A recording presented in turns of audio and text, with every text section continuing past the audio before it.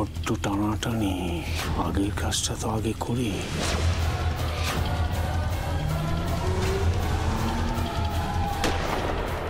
Madam, আমাদের একমাত্র witness Sahadev মণ্ডলকে কোর্টে নিয়ে যাওয়ার সময় কি করে, কিভাবে সম্ভব এটা? পুলিশ কি করছিল? ওনাদের সঙ্গে তো কোনো ফোর্স ছিলই না। আর বিজয় বাবু, উনি ঠিক আছেন তো? উনি কি বলছেন? ম্যাডাম, ওনার যা বক্তব্য সেটাও খুব একটা কনভিন্সিং কিছু নয়। উনি বলছেন ওনার ঠিক ওই সময় একটা ফোন আসে, যার জন্য উনি অন্যমনস্ক হয়ে যান, আর ঠিক সেই সময়। এটা কোনো কথার মতন কথা হলো সোহিনী? এরকম একজন প্রাইম উইটনেস, তাকে পুলিশের গাড়িতে খুন করা হয়েছে, আর ওর মতন একজন পদস্থ অফিসার। আমারও মিস্টার বিজয় মুখার্জিকে এই দায়িত্বটা দেওয়া নিয়ে আপত্তি ছিল। আমি সে কথা ম্যাডামকে বলেও ছিলাম, কিন্তু দুর্গা, এক্সকিউজ মি দুর্গা, আমি বলছিলাম কি মিচকাকে ডেকে সামনাসামনি সব কথা পড়ে হবে অনি। সোহিনী, সাসপেন্ড মিস্টার বিজয় মুখার্জি ইমিডিয়েটলি।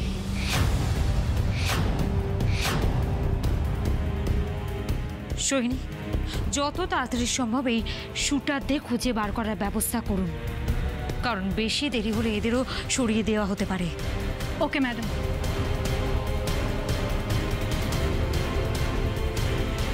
আর এটা কি করেছে সেটাও আমি খুব ভালো করে আন্দাজ করতে পারি, কিন্তু এত সহজে আমি হাল ছাড়ব না মিস্টার মুখার্জি। আপনি আমাকে যতই থামানোর চেষ্টা করুন, আমিও এর শেষ দেখে ছাড়ব। ম্যাডাম, বুঝতে পারছি এটা মিসআপ হয়ে গেছে, আপনারাও সকলে ব্যাপারটা নিয়ে খুব ওয়ারিড। তাহলে কি এই মিটিংটা পরে একদিন? না না, আপনারা সবাই নাম করা শিল্পপতি, আপনাদের সময়ের দাম অনেক। আমি খুব দুঃখিত, একটা বিশেষ কারণে এই মিটিংয়ে কিছুটা সময় নষ্ট হলো। এইভাবে বলছেন কেন ম্যাডাম? আমরা বুঝি চিফ মিনিস্টার সিটের উপরে বসে থাকা মানে সারাক্ষণ কাঁটা উপরে বসে থাকা। ঝামেলা তো লেগেই থাকবে। হ্যাঁ ঠিক, তবে ইচ্ছাকৃত ঝামেলাটা ঝামেলা বলে না, বলে ক্রাইম। আর আমি এই রাজ্য থেকে সেটাই মুছে ফেলতে চাই। ডেভেলপমেন্টের জন্য এটাও খুব জরুরি ম্যাডাম, এটুকু বলতে পারি। কতটা কি করা সম্ভব আমি জানি, কিন্তু আপনার এইভাবে ভাবার জন্য আমরা সবাই আপনার পাশে আছি। আমরা খুশি হয়ে সরকারি প্রকল্পের ডোনেশন দিতে চাই। আপনি যদি আমাদের সামান্য ডোনেশনগুলো। আপনাদের ধন্যবাদ দিয়ে ছোট করতে চাই না, আপনাদের এই পাশে থাকাটা আমার অনেকটা মনের জোর বাড়ালো, এটুকু আমি বলতে পারি। Yes madam. দেখা দেখে পাঠিয়ে দেবেন প্লিজ। Okay madam. এবার আপনারা এক এক করে ডোনেশন দিতে পারেন।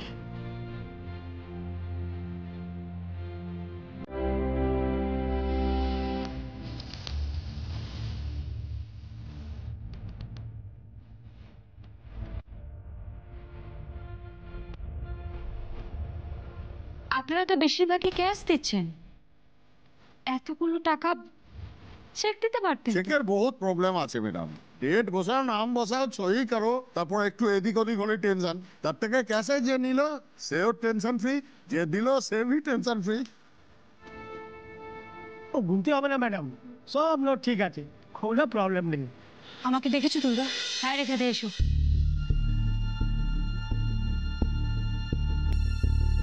রেখা দিয়ে আজ বেশ কিছু ডোনেশন এসেছে, তুমি দেখে রিসিভ করে পাকা রসিদ দিয়ে দাও। ঠিক আছে, আমি চেকগুলো নিয়ে যাচ্ছি আর কাউকে পাঠিয়ে দিচ্ছি ক্যাশটা নেবার জন্য। আপনারা আসুন আমার সঙ্গে। হ্যাঁ ম্যাডাম, আমার একটা বাত বলার আছে। এসব রিসিট ফিসিটের ঝামেলায় কেন যাচ্ছেন? আমার ওসব কিছু লাগবে না। মন্দিরে প্রণামী দিলে কি আমরা রিসিট নিয়ে বলুন? আচ্ছা কামের জন্য ওসব কিছু লাগে না। ভালো কাজের পদ্ধতিটাও ভালো হওয়া জরুরি আগরওয়াল জি। আপনি যে কারণে চেক ছাড়া ক্যাশে ব্যাপারটা মেটাতে চাইছেন, আমি তো সেটা অ্যালাউ করব না। না মানে আমি তো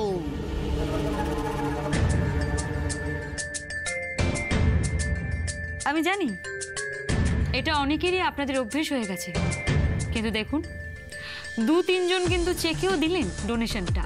হ্যাঁ, তো যার যেমন সুবিধা তেমনি তো দেবে, দিন, কিন্তু আমি তো প্রপার রসিদ দেবই। আর এটাও মাথায় রাখবেন, এই ডোনেশনের প্রত্যেকটা পয়সার পাই পাই অডিট হবে, তাই এই রসিদের একটা কপি থাকবে আমার কাছে আর একটা আপনাদের কাছে। এটার জন্য আপনারা ইনকাম ট্যাক্সের ট্যাক্স বেনিফিটও পাবেন। আরে বাবা, যে ইনকাম সই করিনি তার বেনিফিট কি পাবো? বহুত মুসিবতে ফেলে দিলেন তো আপনি। আর ডোনেশন কি আমি কিছু কম দিই? কেউ তো এইভাবে বলেনি। দেখুন, আপনি যেটা করছেন সেটা কিন্তু ইললিগাল। যারা নিয়েছেন তারা ভুলটা আপনাদেরকে বলেনি, কারণ কি তারা টাকাটা নিয়ে শুধু খুশি হয়েছেন। কিন্তু এখন আপনি গভর্নমেন্ট প্রজেক্টে ডোনেশন দিতে চলেছেন, আর আপনার প্রোফাইল আরো স্ট্রং হতে পারে যদি আপনি। আর ভালো, আমার তো পুরো মুসিবত হয়ে গেল। একটু সৎভাবে ব্যবসা করলে তো এই মুসিবতগুলো হয় না, তাই না? আচ্ছা ম্যাডাম, আমাদের সবার তরফ থেকে একটা কোশ্চেন আছে আপনার কাছে। হ্যাঁ বলুন। এই যে আপনি বলছেন যে গভর্নমেন্টে হেল্প পাবো আমরা, সেটা কিভাবে? আই মিন, কি কি ধরনের সুবিধা আমরা পেতে পারি? আমরা কিছু জিনিস ভেবে রেখেছিলাম, কিন্তু পরে আমার মনে হয়েছে আমরা আমাদের সুবিধার মতো আপনাদের সুবিধাগুলো ভেবেছি। আপনারা একটা কাজ করুন, শিল্প উদ্যোগের জন্য সরকারের কাছ থেকে আপনারা কি কি সুবিধা চান সেটা একটা লিখিত আমাকে দিন। আমি যথাসাধ্য চেষ্টা করব আপনাদের সুবিধাগুলো আপনাদের দেবার।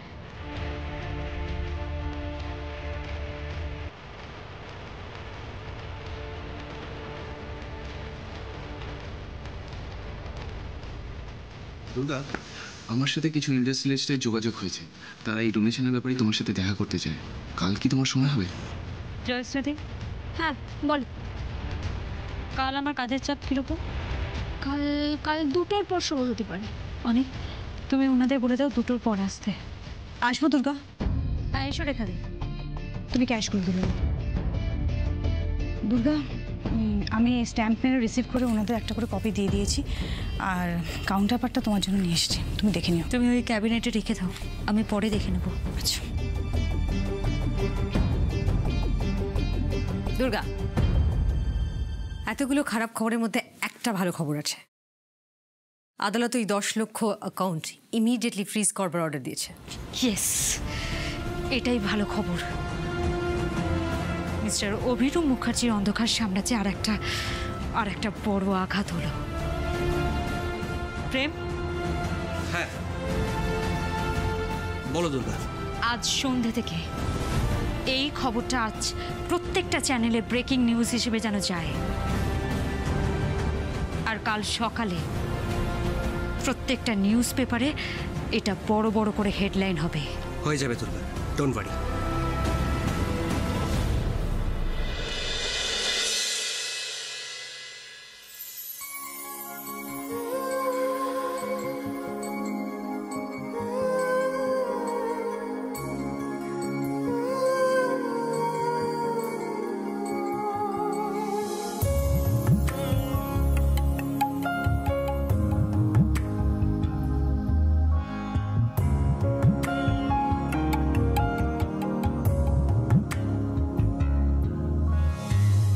হাত পাতো।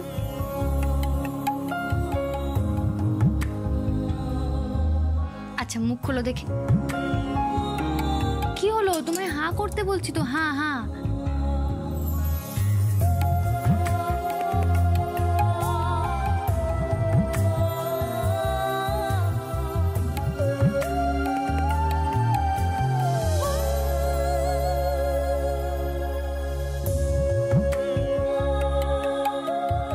আচ্ছা কি হয়েছে বলো তো তোমার? ওরকম ভাবে তুমি কি দেখছো আমার দিকে? আচ্ছা তোমায় পুরো মায়ের মতো লাগছে। তুমি সন্ধ্যাবেলা স্নান করেছো? পুজো দিতে গেছিলাম, তাই ঠাকুরের কাছে প্রার্থনা করেছিলাম তুমি সেরে উঠলে পুজো দেব, তাই রিয়ার সঙ্গে মন্দিরে গেছিলাম। আমি সেরে উঠেছি? মনে তো হচ্ছে। তাহলে তো আমাকে একটা মানত করতে হয়। কি তুমি মানত করবে? করব। আমার ঘর আলো করে ছোট্ট ঝাড়ু এলে তুমি সামলাবে বুঝি? হ্যাঁ, প্রবলেম কি? ভেবে বলছো? শোনো, তুমি কোনো চাপই নিও না। ওই খাওয়ানো থেকে ঘুম পাড়ানো, ন্যাপি চেঞ্জ সবটাই আমি সামনে নেব, দেখে নিও। এখন ওসব বলছো, পরে যখন সত্যি সত্যি এসব করতে হবে না তখন বুঝবে ঠেলা। আমায় ভরসা করতে পারছো না? না, পারছি না। কারণ আমি জানি এসব ভাবতে বলতে যতটা ভালো লাগে বাস্তবে ঠিক তার উল্টোটা হয়। ছেলেদের তো বাচ্চা কোলে নেবার কথা শুনলেই অজ্ঞান হয়ে যাওয়ার মতো অবস্থা হয়। এই কে বলেছে তোমায়? আরে আমি জানি, আমাদের বাবারও নাকি হয়েছিল। মা তো এটার জন্য বাবাকে খুব কথা শোনাতো। তার মানে বলছো যে ব্যাপারটা খুব কঠিন? খুব কঠিন। ও ঠিক আছে, এদিক ওদিক থেকে একটা বাচ্চা কোলে নিয়ে আমি প্র্যাকটিস করে নেবো। দয়া করে ওই কাজটি করবেন না প্লিজ, কারণ আমি চাই না যে আমার পুচকু হওয়ার পর ওর বাবার সঙ্গে দেখা করা তোকে জেলে নিয়ে যেতে হোক। কি বলে? আমি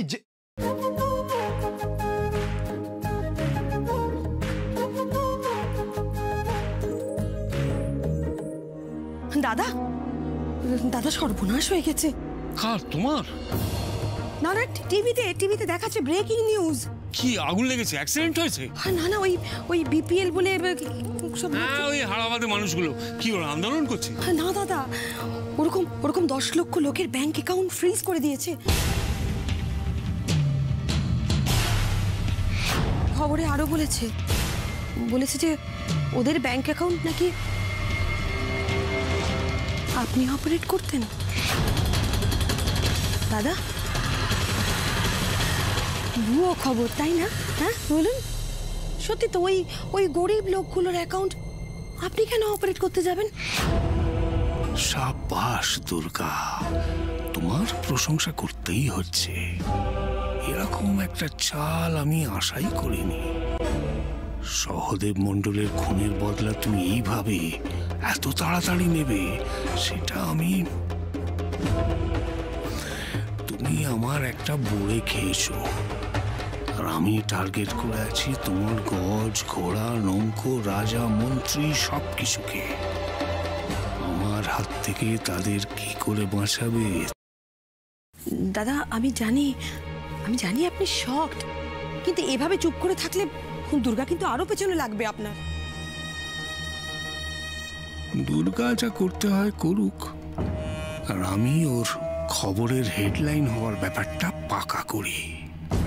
এবার থেকে একটার পর একটা খবর হবে শুধু ওকে নিয়ে। দাদা আমি বলছিলাম কি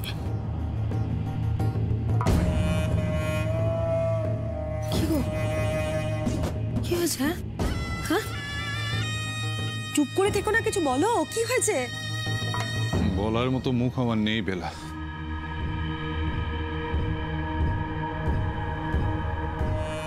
এরকম করো না, আমার কিন্তু খুব টেনশন হচ্ছে।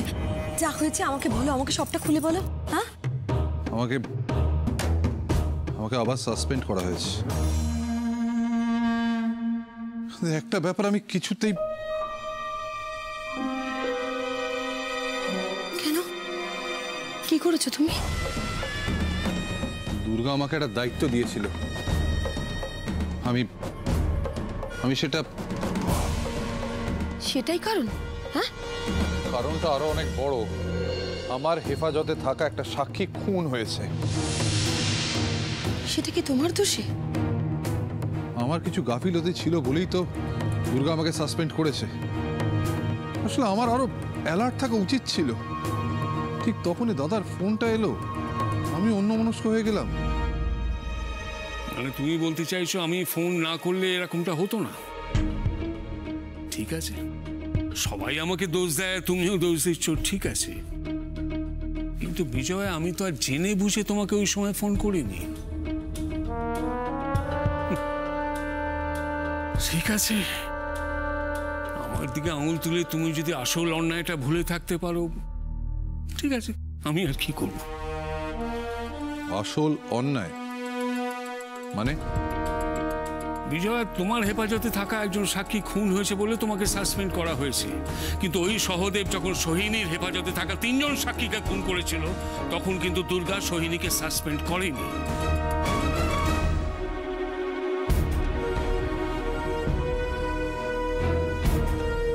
ভাবো বিজয়, একটু তলিয়ে ভাবো, কি খেলাটা চলছে আর কে খেলছে।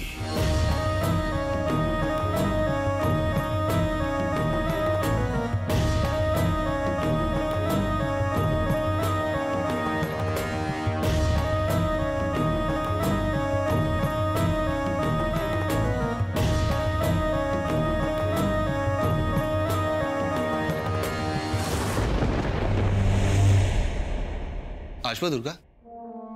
অনেক সবাই যখন থাকে তখন জিজ্ঞেস করে ঢোকো, ঠিক আছে। এখন একা এসেছো, আবার ফর্মালিটি করছো কেন? মুখ্যমন্ত্রীর কেবিনে এসেছি, এটুকু ফর্মালিটি তো করতেই হবে। বসো। মাকে কেমন দেখলে? কি হলো উনি? মায়ের সঙ্গে দেখা করতে গিয়েছিলাম, কাছে যেতে দিল না, বাইরে থেকেই দেখলাম। ডক্টরের সাথে কথা হলো, বলল কন্ডিশন একই রকম। দুর্গা, আমার মনে হয় আমাদের সেকেন্ড ওপিনিয়ন নেওয়া উচিত। এতদিনেও কোনো ইমপ্রুভমেন্ট হলো না, আমার কিন্তু খুব খুব ভাবাচ্ছে আমাকে। অনি, এত ভেবো না। তোমার টেনশন হচ্ছে না মাকে নিয়ে? টেনশন হচ্ছে, কিন্তু তোমার মতো নয়। কারণ আমি জানি মা খুব তাড়াতাড়ি সুস্থ হয়ে উঠবেন। আমাকে সান্ত্বনা দেওয়ার জন্য বলছো? না, এটা আমার বিশ্বাস। দুর্গা, যেখানে ডক্টর জোর দিয়ে কিছু বলতে পারছে না, সেখানে সেখানে তুমি কি করে? আমার মন বলছে অনি।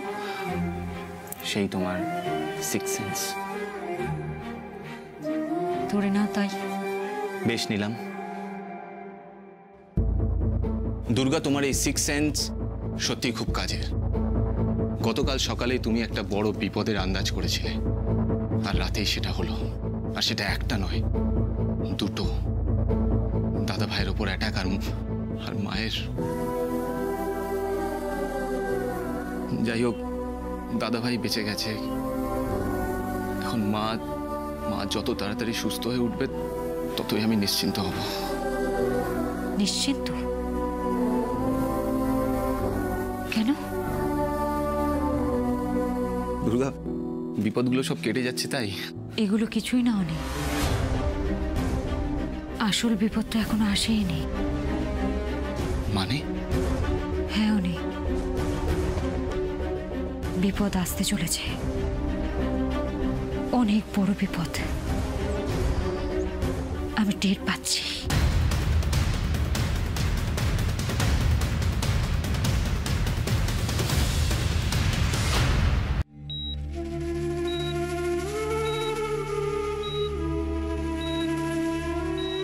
তোমাকে দিনের পর দিন এভাবে দেখাটা যে কি যন্ত্রণার। মন্দিরা, জ্বর হলো, তোমাকে কোনোদিন এইভাবে শুয়ে থাকতে দেখিনি। ডাক্তারবাবু, তাড়াতাড়ি ঠিক হবার কি কোনো আশাই নেই? স্যার, ঠিক হওয়া তো অনেক দূরের কথা। আগে ওনার সেন্সটা ফিরুক, মানে এই অবস্থা থেকে উনি ফিরুন। আপনি, আপনার কি মনে হচ্ছে, মানে কি বুঝছেন আপনি? না মানে আসলে ডাক্তারবাবু, আপনি নির্দ্বিধায় আমাকে বলতে পারেন, কিন্তু দয়া করে কোনো মিথ্যে আশ্বাস দেবেন না প্লিজ। আপনি শুধু বলুন যে ও বাঁচবে তো। স্যার, আমরা সব রকম ভাবে চেষ্টা করছি, কিন্তু এক্ষুনি জোর দিয়ে কিছু বলতে পারছি না স্যার। মানে ও বাঁচতেও পারে আবার। স্যার, আপনাকে কোনো মিথ্যা আশ্বাস দেবো না। যে কোনো সময় একটা খারাপ কিছু হয়েই যেতে পারে। মিথ্যে আশ্বাস দেব না বলেও যে কি আশ্বাসের কথা শোনালেন ডাক্তারবাবু, আপনি নিজেও জানেন না। এত বড় আনন্দের খবর আমি অনেকদিন পাইনি। স্যার, কিছু বলছেন? কি আর বলবো বলুন। স্যার, আপনি এভাবে ভেঙে পড়বেন না। তেমন কিছু নাও হতে পারে। আসলে সব থেকে খারাপটাই আপনাকে জানিয়ে রাখলাম স্যার। ভালো করেছেন, খুব ভালো করেছেন। এই বয়সে আচমকাই ধাক্কা আমার সহ্য হবে না, বরং মনটাকে শক্ত করে। স্যার, মানে আমি বুঝতে পারছি আপনার অবস্থাটা ডাক্তারবাবু, কিন্তু কি করবেন বলুন? জন্ম মৃত্যু তো আমাদের কারোর হাতে নেই, তাই না? সবই তাঁর ইচ্ছা। মা গো, রক্ষা করো মা, রক্ষা করো। স্যার, আমরা বরং বাইরে গিয়ে কথা বলি। আর কি কথা বলবো, বরং আপনি যান, আমি একটু থাকি ওর কাছে। এখানে একা একা? একা কোথায় ডাক্তারবাবু, মন্দিরা রয়েছে তো, এখনো আছে তো শিওর। ও চলে গেলে একেবারে একা হয়ে যাব আমি। কেউ থাকবে না আমার। স্যার স্যার প্লিজ প্লিজ ডাক্তারবাবু। Okay sir.